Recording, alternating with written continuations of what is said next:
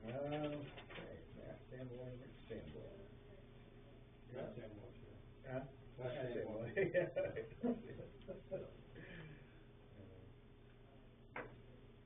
So I'm kind of, I mean, I know he's going to get on, but I'm kind of like new to anything in the last year or two going on with it. So I guess my question is how much do we have to pay to, I mean, I know there's $4,000 due on the taxes, but how much do we need to pay like tonight, or how does this work? I guess.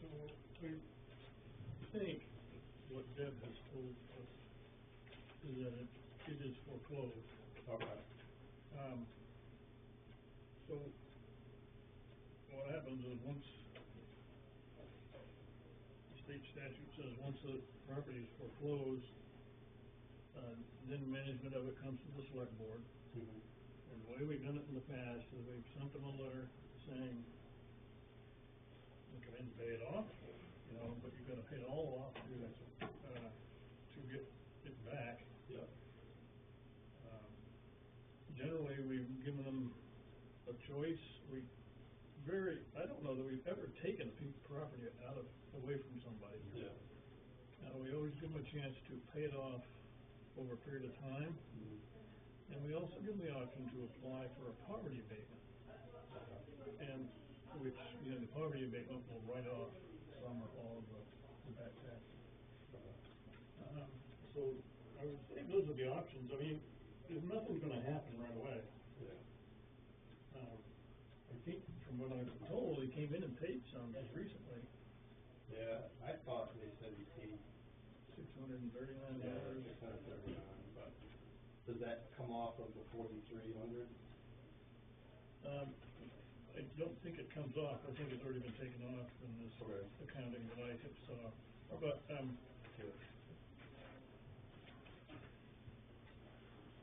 I would think the best thing, what happens if he wants to do a poverty abatement is we have him do a financial accounting with General Assistance.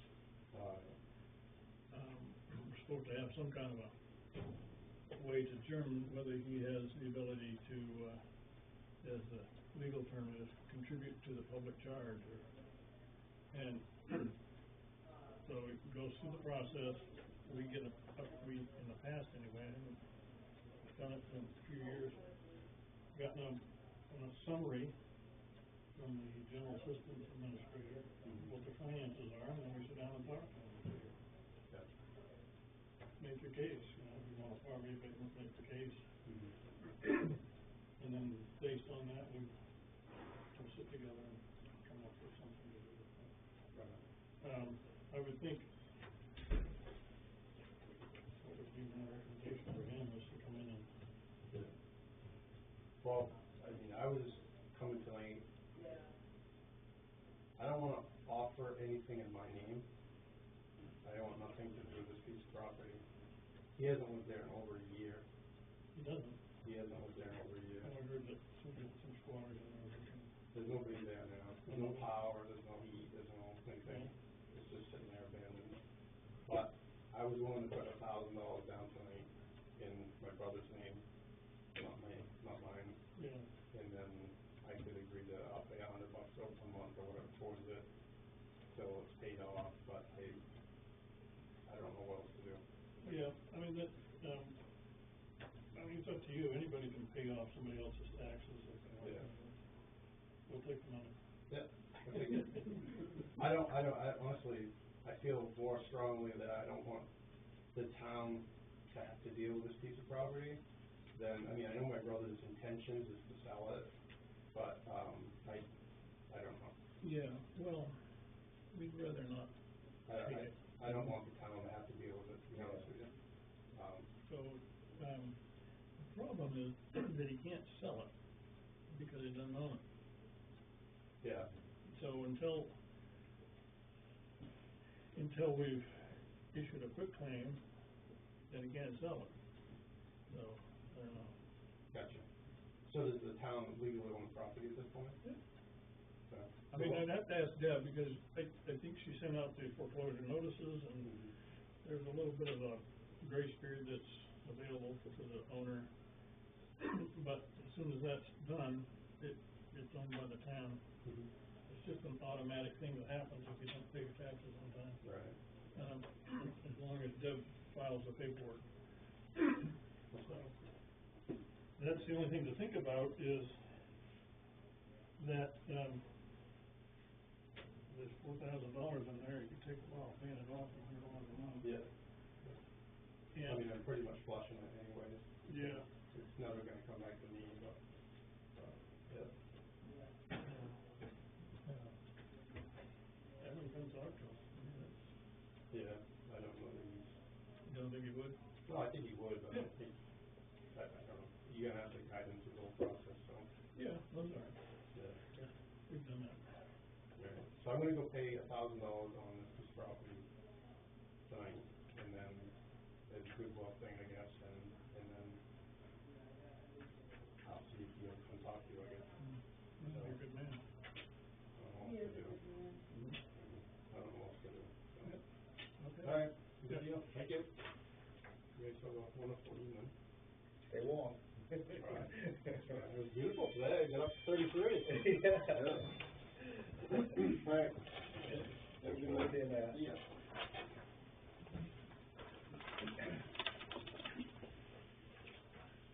All right, next thing, Maine Department of Agriculture, Conservation, and Forestry notify for moderate detection of population of brown tail moth. Looks like they're living on the road. Did you see the map? No, Yeah, they follow Route 11 right out, just like. I didn't know if that was the people doing the survey follow the road, or if that's where the lawns were. Or the logging trucks. I don't know. could be. There's we'll probably just post it. There's Yeah. not much of it in Baldwin. There's some little bit over on the North Baldwin edge of it. Yeah. Lots of dots, but it's not far. I mean, Yeah. Sebago and the surrounding areas. Most of the trees in Brownfield are dead. You drive up 113, those all, a good portion of them are all Yeah. dead. Yeah, they put it down. Oh, it's terrible. It's been 3 years they had it. They say 3 years and it'll kill them. It has. It didn't show up on the survey though as browntail. It was something else. I don't know. Yeah. I think it was. But anyway, my recommendation is we just post it with information to people. Yeah. It's, I don't know what you can do about them, but. I don't think there's so much you can do about it. They goes in cycles, though. Yeah. I remember back in the 80s. Yeah, it was really bad. Neem oil. Neem oil kills them. Yeah, yeah. Neem oil.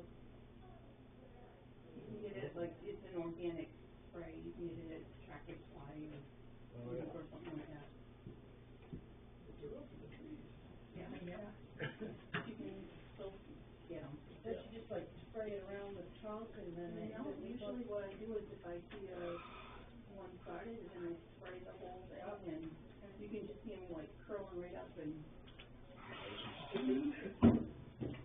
I like the bonfire of that. Yeah. Well, yeah, I've done that too.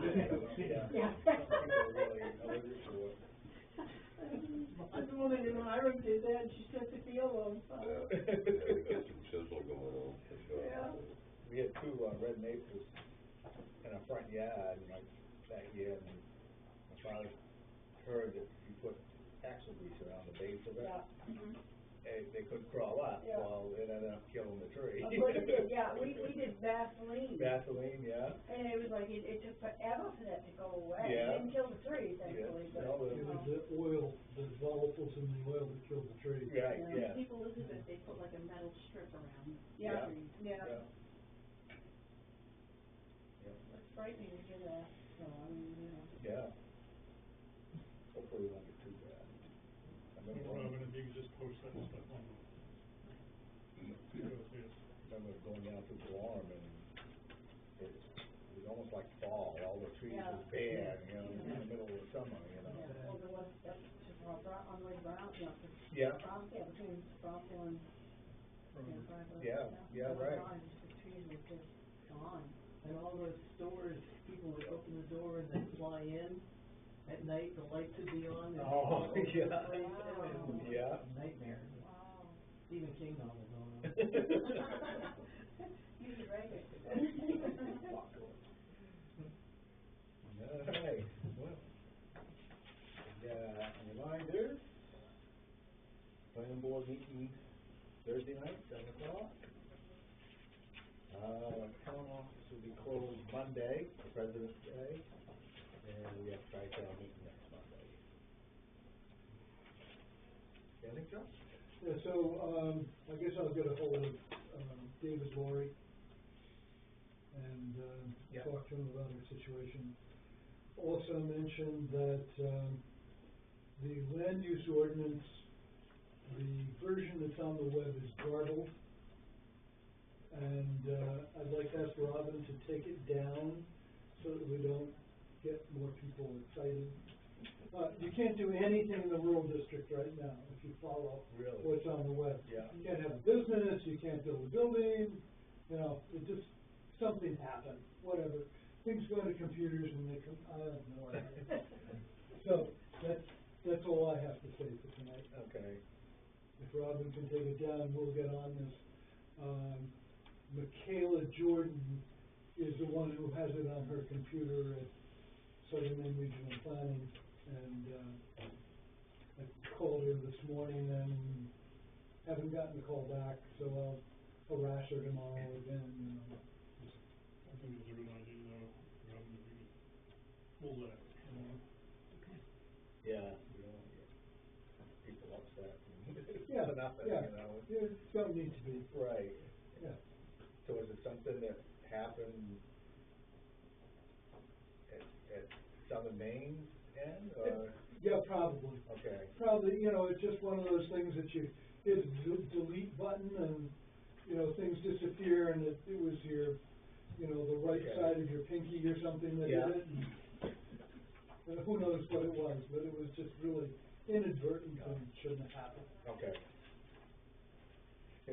Unintentional, yeah. Yeah, unintended. It happens to me every time I look at a computer.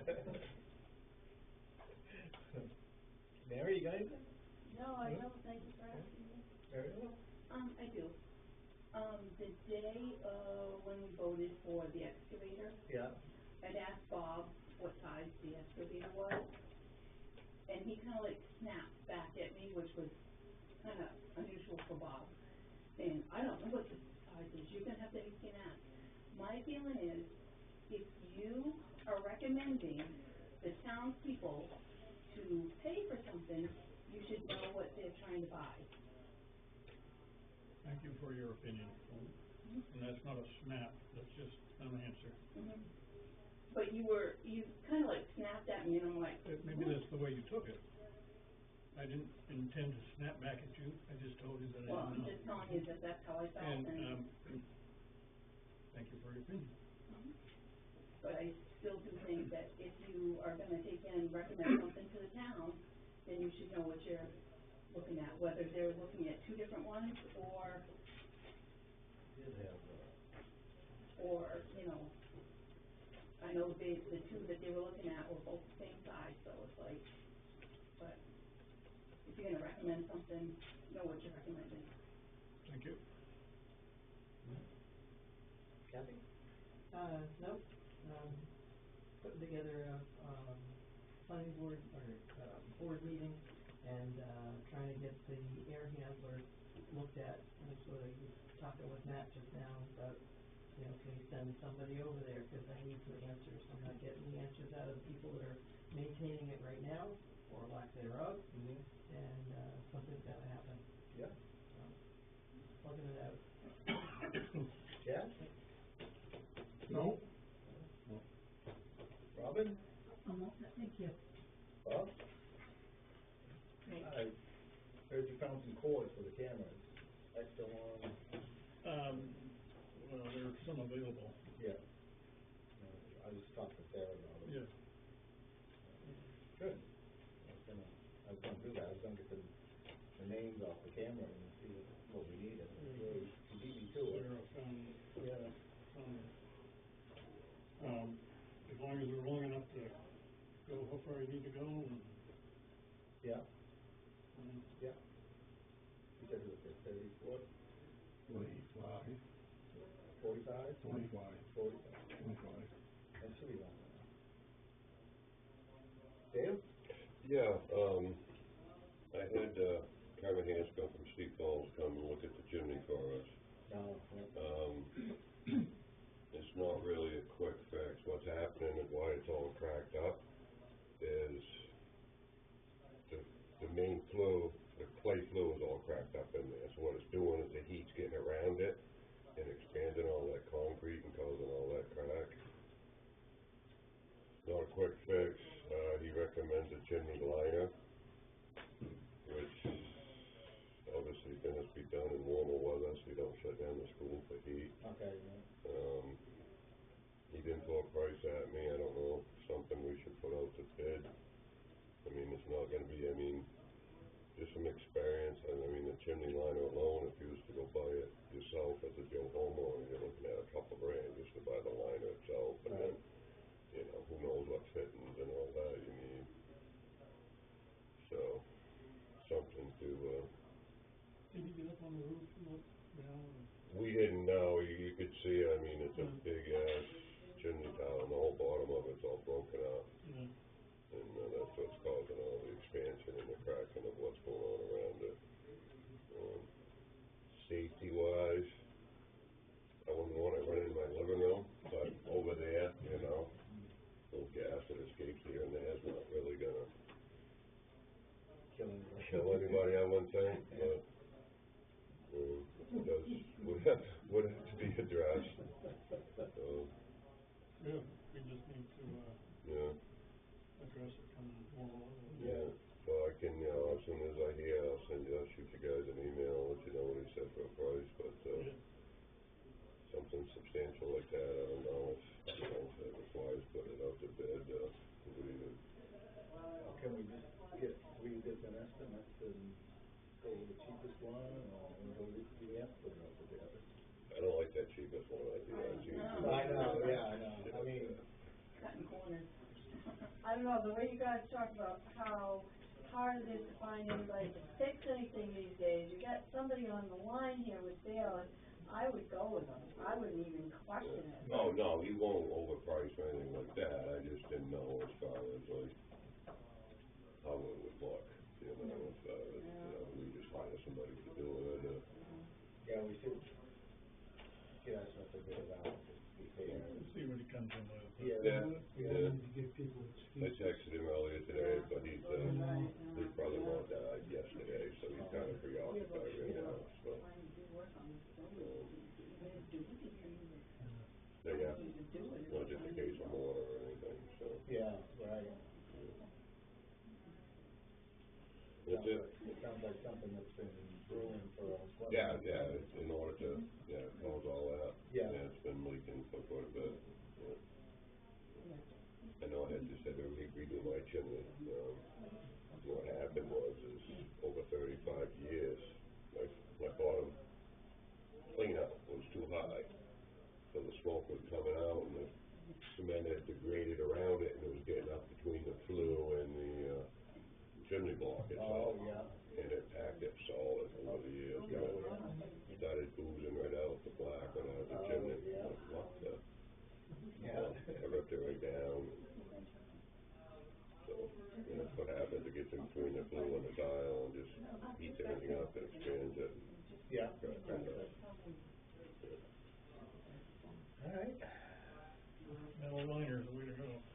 yeah, done deal. The only caveat, I guess, is, not that he would care too much like I would, but, big asbestos pipe that's going over it, Oh, yeah. I don't know if we put that out to bid, if somebody would be like, normal remediation on it, or rather than just, a normal guy putting on a mask and throwing it out the door, How the heck with a mask?